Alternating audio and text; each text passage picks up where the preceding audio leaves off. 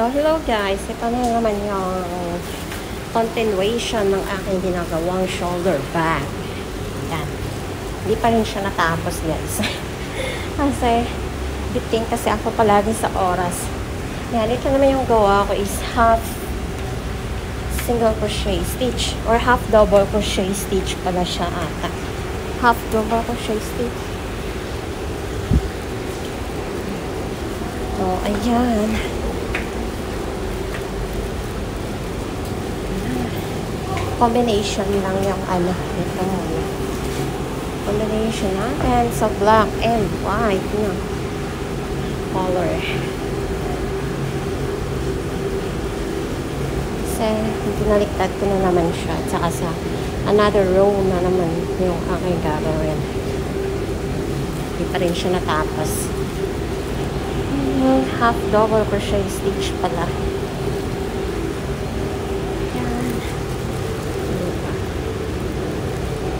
Maganda din itong kakalabas na shoulder bag pa rin yung aking gagawin guys. Ayan.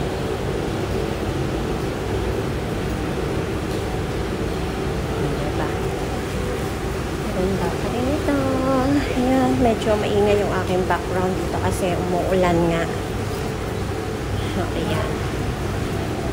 Sa labas ako ng bahay namin pero ayan nga, maulan. Ako doon naman sa aming bahay. Mas maingay kasi nga marami itong ano, nag-aayos dun yung bahay. Mas maingay pa doon. Kaya, ayan. Oh, diba? Ang ganda nito. Oh. SH talaga. Ang isa, ano, mas medyo kakaiba. Ayan. Maganda. Sana nga maganda yung kakalabasan din nito. Ano. Para sulit din naman yung ginawa ko.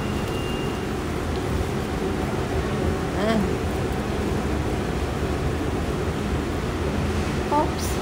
Ulitin natin kasi parang pumapangit siya. Ayaw magpahugot. Wow. Ayan. Oh, ang ganda talaga nito. Ganda na naman yung paggawa ko pero hindi pa rin siya natapos. Ayan. Kahit mabagal. Okay lang. Basta mas maganda palabasan. Ayan na siya guys. Ito lang naman ako bumalik ulit sa pag-gagansilyo or pag-crochet kasi nga walang hike. Ayan. Pero ako, namiss ko po ito mag-gansilyo. Namiss ko mag-crochet. Kasi wala naman hiking. Tama, ano yung weather. Palaging umuulan. Yung pag-Sunday. Kaya, kung hindi naman maulan, super init din. Parang ganun ba? Kaya, yung trail kasi andyan lang naman yan, di pa rin nawawala. Ay, kasi, ayan. Ganda nito.